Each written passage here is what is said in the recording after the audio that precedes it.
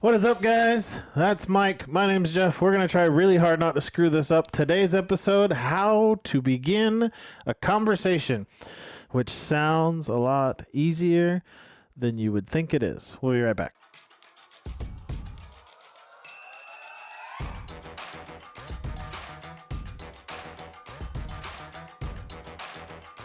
Hey, how you doing? Oh, it's gonna be fun. Oh, I don't even know if it sounds good or not. I should probably listen to it. I think I should. You remember that show? Are we recording? Yeah. I don't know where to put stuff like this. Like, this is great stuff. All right. Mike, what's going on? Telling you, brother, it's just another week getting by, and you know we're 4 weeks into this series, and it's a great series. I mean, this has a lot of heart to it. This has a lot of depth. This has a lot of, ability to, if people want to nit and pick on different things and just kind of nibble on everything we're saying, I love doing this. This is great. And I think if people will take the initiative and work in their marriage, it's going to be a great day in their life. Absolutely. And that's where we ended last week's episode, is it takes work. It's not just going to be a walk in the park. Right. And part of that walk in the park is communication, which we said last week. Communication is foundational. Like, that's important. And so this week, we're going to talk, how do we talk to our wife or girlfriend? And that sounds like dumb in my head. Like, what do you mean, how do I talk to my wife or girlfriend? But no, like, legit, how do you talk to your wife or girlfriend? And we totally didn't show prep this one, but love language popped in my head. Oh, yeah. Like, how do you talk to your girlfriend? And I like, great book. I think it's Gary Chapman. The stinking book is like 50 feet that way. But the 5 love languages, Google it. The book is purple, unless you're looking for the kid version or the grandma version or the teenage version. There's a bunch of them.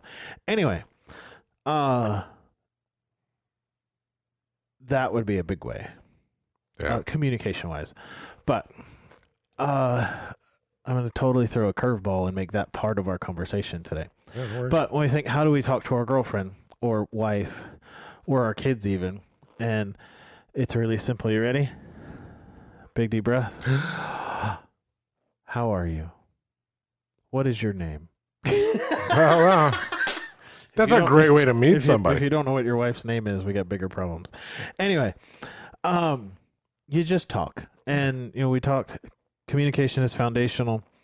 I like this. You pointed this out. Is your foundation in need of repair because it's cracking or eroding? Good grief, does that not speak to like a visual image? And I say that my son is in the middle of this in science, like he's learning about soil, and so he's looking like, is erosion harder or easier when you plant things? And I'm like, dude, if you've planted your marriage and your marriage is growing, erosion is a lot more difficult. Oh, yeah. Now, if you're a scientist and I got that backwards, pretend I didn't say that. Right. Absolutely. But that would make sense. Like, if your roots go in and they're dug in and you're hard in, the erosion's not gonna hurt so much. And like, it's still gonna happen. There's gonna be like, like the bags under my eyes. Like, you're gonna get old, but your marriage can stay fruitful and grow. Yeah. So yeah. Do you remember how you and your wife started conversations? Like, way back in the day, or how do you even start conversations now? Yeah, I mean, back in the day, I wasn't the cool guy that I am today. Nothing like that. No, but I mean, we were young. I remember I worked at a grocery store, and I just happened to see her. I'd broken up with the girl I was dating. She'd broken up with the guy she was with, and we'd gone out with our boyfriend, girlfriend at the time together on a double date, and it was fun. We had fun. We were able to connect and stuff like that just as a friend. But I think that was a great thing back then. But back, when we decided to start dating, it was Mike wouldn't shut up, and I would talk and I'd talk and I'd talk, and then it'd be like, okay, go. And she'd just be like, oh my gosh, I just got flooded with all this. Just got mind dumped on. Yeah. But I mean, as time goes on and you're in your marriage, I'm not saying that you have to just constantly do that, but I mean, it's good to have that communication. It's good to have, you were referencing your son with plants, and what I was thinking about is you can't have a surface level foundation. You got to have pillars that go deep. And I know my wife's family, she has family in Texas, and they have a lot of clay, and they have to when they build a house in certain areas, they have to drill and they have to fill those holes up with cement as part of the actual foundation. And if you don't, then things are going to shift, things are going to crack, and they're going to break, and the house is going to crack and fall apart and whatnot. Same thing with a marriage. When you're prospecting a spouse, in my opinion, that's a way to start drilling into the soil. Sure. You drill into the soil, and then as you're getting closer to becoming married, you start filling those holes with good, solid, concrete, whatever term you want to use. The foundation is being prepped, Sure. and as you get married, you start building. And I would say, or you dig in and you drill and you find out the clay is not great and you move on. Oh, no. Oh, that's all dating. That's all dating. Is it Michael Todd? Pastor Michael Todd. Michael Todd. Yeah, Transformation Church. Their focus is like dating. Like that's dating. Marriage and relationships and dating. And they call dating data gathering. Oh, absolutely. Like getting to know your person, your spouse, or your future partner. Modern courtship, if you will. Yeah. I like that though. That makes a lot of sense. Says Captain Obvious over here. Guys, when we're talking about how do we start conversations with our wives, we're not just talking about like the normal things that we talk about, like, getting it on or money or parenting, but just like talking. And, we say that I bring in the love languages thing because in love languages, there's not a lot of talking, but that's communication. Like we 1 or 2 weeks ago, we talked about filling up your love tank, which is what I think it's Gary Chapman. I think his last name's Chapman. I should go look at the book, right? That, my love language is words of affirmation. So for me, I like hearing that I did a good job. And I am devastated when I hear that I do a bad job without a way to fix it properly. Right. Like, I'm not the guy you come to with the, you screwed up first. Like, I'm the guy you come with and say, you did this good. And then this is how we can make it better. Right. My lead pastor knows this too, because, I like shut down and get all depressed if you just tell me I did a horrible job. Oh, definitely. Yeah. My wife's love language is quality time and physical touch. Yeah. And it's not that kind of physical touch. No, it's I know it's quality time because we talk about this all the time, where for her, it's not quality time like we don't have to be doing something. Right. Like for her, quality time is us staring at our own phones, watching TV or something together. We have the 2 recliners with the cup holders in the middle. Yeah. Sitting together there, that's quality time for her. Just uninterrupted. I'm not taking care of the kids or whatever. But all 3 of my children, their time is physical touch. So all the time they want to like come sit on a lap or come sit next to us while we're doing something. And that's fine. But those are good things to know because that kind of communication, like we don't talk about it a lot, but we'll get there, of unspoken communication. Oh, yeah. Like body language and interaction and things like that. But just going through just talking. And so how do you start that conversation? Don't just spring it on them, right? Because if you go up to your wife or your girlfriend and say, we need to talk, the rest of their day is ruined because you said we need to talk, because we've all seen the Facebook memes, and memes don't come around just because things didn't happen. A bazillion things are going to go through their head, but the number 1 and number 2 are, what did I do wrong, and why are you breaking up with me? Right? And that's probably not the case, but the challenge so far for all of this has been to make our marriages better. Yes. And this isn't an attempt. I don't want to say an attempt. Us working at making our marriages better. Going through the idea of saying, hey, I'm okay. We're okay. Talking to our wives.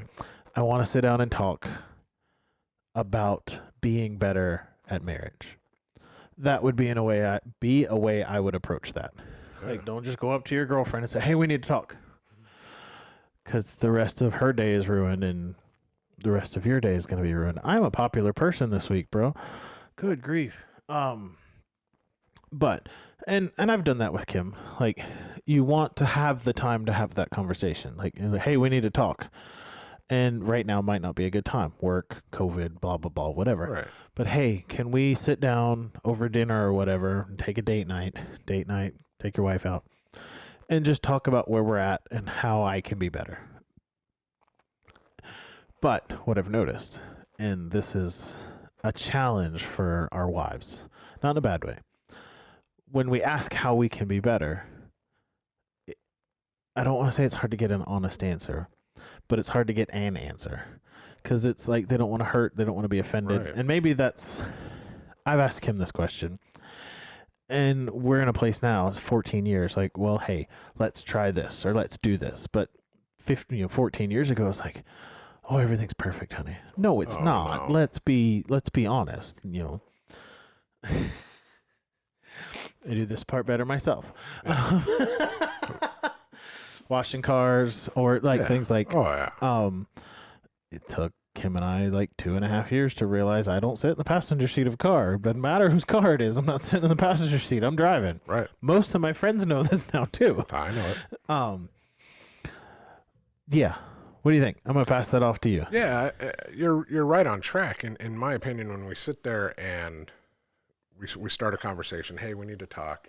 It's nothing bad. I just want to talk. I want to connect with my girlfriend or my wife. And I think that if you start off that, if you don't have the time, like we talked about, whether it be work or COVID, whatever, and they can sit there and go, oh, that's nice. Okay, great. And when you talked about we can't get an honest answer, my thought immediately went to is why. And I started thinking about that, and I'm sitting there going, if my wife can't give me an honest answer, there's a reason why she can't. And in my mind, I'm sitting there going, I've given her that reason. And if I react in a negative way when she's trying to be open and honest with me, she'll never be open and honest with me again. Sure. Except when she's upset. But if we can sit there and you can start a conversation saying, hey, babe, let's go out to dinner and I just want to talk with you. I want to connect again. And then you're out at dinner and you're talking, you're just having a good time, laughing, and you're going on along the way and you say, how's our marriage? And you can sit there and if your marriage is going relatively well, and as a guy, you can take the constructive criticism from your wife as a way to help improve yourself and your marriage and not as an attack. Yeah. Then that's the important part. If you're going to ask her how you can be better, don't be mad or grumpy when she gives you an answer. Right. But I mean, the lady's got to understand that that's not an open invitation to attack them. Yeah. Your guy, a guy, well, speaking for myself, if I open that up to my wife and she just starts drilling me, I may not want to ask that again. True. So, ladies, I mean, if you're out there and you're watching this, which I hope you are with your guy, don't take it as a green light to just dump on him everything that you're not liking right at that moment. Pick like one really important one. Yeah, but do it in a way saying, like you had talked about, how you want your words of affirmation is, hey, I really love that you're doing this. Mm-hmm. And it makes me feel X, Y, and Z way. And I love that. But if we could work on this, that would really help me. And that goes both ways. If guys, if you're talking to your girlfriend or your wife and she asks that question, be respectful enough to not just dump on her and say, well, you're doing this, this, and this, and I don't like it. Build her up. Yeah. I like that. That's where my thoughts went when we were started. Yeah, and I like that. And I'm trying to think through. Kim and I do a strategy meeting, and that's not the question at every strategy. Maybe once every so often, it's like, are we doing okay? But we have an open, regular communication now. So we've done the beginning of conversation and asking those things a long time ago. So now it's we're sitting doing our quality time together, or we're out at one of our meetings where we're talking one of our dinners where we're talking about life and what we're doing and stuff like that.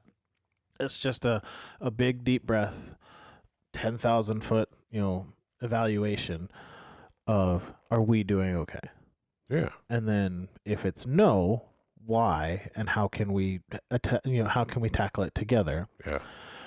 Or most of the time it's sometimes you get that big deep breath and you're like, we're okay. And you need to evaluate, why is it just okay? Because right now, like I think it was a month ago, I asked him that question, and like we both were like, it's okay. Why is it just okay? And there's a bunch of things. We're not where we want to be financially. We're basically tired of being in the house. A couple of shows ago we talked about not going. We haven't gone a road trip in a year and some change, and that's who we are. We're road trip people. Like truck stops and hotel rooms. That's what we do. To get to where we're going, we don't just stay at truck stops and hotels. Right. Like we tent camp 10 days in Yosemite. That's the kind of things we do. And so like sitting there like, well, it may not be just like an open like attack on like, hey, this, and this. But if it's like, if you're just okay, why is it just okay? Because if you understand why, and you're in a season, right? Like, because it's not just all here. You're going to have up here and you're going to have down here, and then there'll be some middle. Like, if you're just in one of those seasons where life's okay, because it's not going to be sunshine and rainbows every day, but it's going to be, sunny skies and 70 a lot of the time. Right. It's going to be 28 inches of snow and a blizzard outside, too. But if you're just in one of those, it's a nice day. Why is it a nice day? So you can have more peaks and less valleys. And so for us, COVID, we haven't been outside in a while. Work for actual work for my wife has been a little frustrating at times. And I don't have a real job, so life's always frustrating. I say that. I love all of my jobs. I love all of the ways that I make money. But, we sit down and think through, things like, oh, this is a good one. Beginning a conversation. Just talk about beginning a conversation. Talk about random stuff. One of the things that we noticed is I do all the cooking, most of the cooking. I do 90% of the cooking regularly at our house. And Instapot is one of the greatest things ever made. Instant Pot. But like I don't mind eating the same thing. Like all the time, not every day, but like every Monday we eat this, on Tuesday we eat tacos, blah, blah, whatever. And so when I asked him that question once, I was like, can we try other foods? And I'm like, what are you talking about? She's like, we eat the same thing for dinner every week. And I didn't think about it. Like, I don't care. Like, I'm a picky eater and I like it simple. I like barbecue chicken and corn. I could eat that every day and be great. So then I started like, okay, I'm the one that does all the cooking. So I'm like, all right, how do I make potatoes different? Or making things I don't like. I hate baked potatoes. Oh my gosh, do I hate baked potatoes? But my wife loves them and my children eat them. So I started making baked potatoes. I've actually discovered that if you put chicken Alfredo. Yeah. If you put that on potato instead of noodles. Oh. Anyway, those are the kind of have conversations and be genuinely interested in where you're going. But how do you start those? Like, that's the question. How do you start that conversation? I don't know. Like, I know, but I've been with the same person. And so that's don't spring it on them, but sit down and just talk. Like, hey, I want to know, how can I do this better? But don't attack them either way, because I don't want you to come back and say, Jeff told us that we need to talk about how we can be better, and she just threw up on me. And I'm like, well, if she threw up on you, you should go take a shower. But if she just expelled a bunch of words at you and said that you're a horrible human, that's not what we meant. Don't do that. Not at all. Maybe pick one thing. Like, hey, could you try for the next 30 days to get your underwear in the hamper, not just on the floor nearby? In our house, there is no hamper. So it's just a pile of clothes in the bathroom. Those are the kind of things that we talk about, because those are some things like, it is not possible to know everything about your spouse on day one. No, not at all. Or I posted this on Facebook, and if you watch this and you follow me on Facebook, I'm sorry, I didn't mean it this way. I was super excited. I don't know what it is now, but I posted on the day Kim and I were married 5,000 days. And a bunch of people were like, happy anniversary. I'm like, well, it's not my anniversary. My anniversary is in December, and this was in like August of last year. Yeah. But I was super excited. 5,000 days. Like, that's a long stinking time. I saw it on a post. Somebody else posted they had been married 10,000 days. I'm like, good grief. That's like 30 years. Oh, wow. Yeah. I've been married 14 years, and I've been married a little over 5,000 days. I could have done the math horribly wrong. Now I want to do it and see what Now it is. you want to do it. It's like, okay, 14 times divided by this. Yeah, absolutely. 60. No, but I mean, I get where you're going, and I mean, and that's where, as we begin the conversation, I think... Oh, I wasn't wrong. It's 5,110. 5,110. It's 14 years. Nice. So it would have been August-ish. Yeah. September, October, August, November. Yeah, about August. There you go. Somewhere around there. I saw somebody else do it. But yeah, so 10,000 days is like 28 years. Yes, it is. Yeah. I don't do math at all. Oh, I should put the clock back up because we're about out of time. No, but I mean, I see what you're saying, and I mean, and if you're at, say, 5 years into your marriage, and you're going, how do I start talking to my wife? You're kind of 5 years too late. I want to know how you got married. Yeah, but I mean, we're guys, we tend to BS once in a while, and to meet women or whatever, and we want to start dating. But then when you're committed, you have already should have known how to start talking. Mm-hmm. And yeah, granted, like you were talking peaks and valleys, plateaus, whatever. My main concern with my marriage is that we don't get complacent. We don't come to a point to where it's like you're talking, yeah, everything's okay. And let's just keep it there. Let's not ruffle each other's feathers. Let's not rock the boat, so to speak. And to go on from there, you sit there and it's like, okay, have that conversation. Yeah. What's going on? Is there something I can do better? And constructively, in a loving manner, both of you can talk about that. And if you can do that, I believe in my marriage that it would, it's a great way to do things. And I believe, if somebody were to take, this is advice, not guidance or counseling or any way like that, and try it and see what works for them, I think they'll be surprised how well their girlfriend or wife responds to it. Sure. And then you continue to have that conversation. Yes. Regularly. Like, don't just ask it once. Right. Okay, it's this day, I'll do it next year. Yeah. But to continue to have that conversation, because we're all, let's be honest, at least for me, and I'm a generation behind. Anyway, we spend a lot of time staring at our phones doing nothing. Right. You can take 10 minutes of staring at your phone doing nothing and talk to your wife or girlfriend. Yeah. And not just like through Facebook or text or sending them memes or showing them TikToks. But actually talk to them. Like, there was a time when this was normal and it wasn't this. And I'm not I'm not bagging on people or knocking on people for staring at their phones. I spend hours on my phone, but I make an intentional point to put my phone down or stop the TV and have those conversations.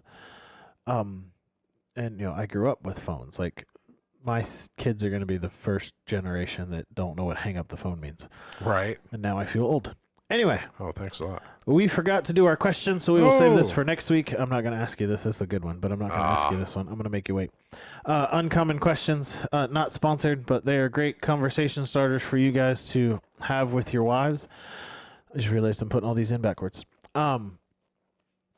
Guys, we are not professionals. We just have what I think is a lot of experience in dealing with the trials and the peaks and valleys that come with marriage, and we just want to share that with you guys. If you feel like you're at a point where you want to get help or you think that we might be on to something, seek out a local mental health or marriage counseling professional. That is okay. There's nothing to be ashamed of. If it helps your marriage better and it keeps you from getting divorced, go see a therapist or a counselor or both. They can do wonders. They're wonderful people. Thanks for watching. Leave us a comment. Let us know if there's something you want to talk about or if we missed something or you just think we're horrible. Don't troll. This is not a place to beat up on your spouse. I know we rag on each other. We pick on our spouses, our wives with permission. Yes. And that sounds weird. we ask our wives before we share some of our stories and some of the things that we've been through so that they know it's coming. So when they watch the show, they're not like, that punk talked about that. Anyway, support. Don't be knocking on each other. Those comments will be taken out. If you have genuine support or concern and you want to comment, that's fine. But if you're just going to husband bash or wife bash, do it somewhere else. Love you guys. Thanks for watching. We will see you next week. Peace.